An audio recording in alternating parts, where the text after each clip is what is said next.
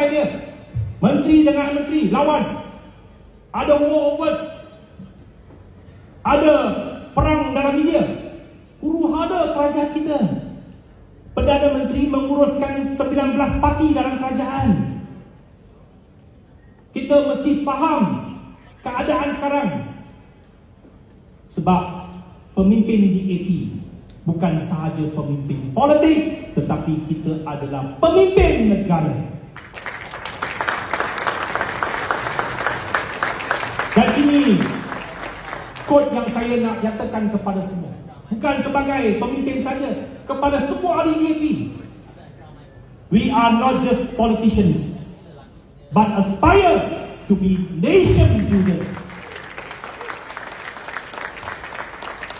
Kita bukan saja ahli politik, tetapi kita mesti berhasrat menjadi pembina negara. Sama-sama kita membina negara tercinta ini bersama-sama dengan Perdana Menteri dan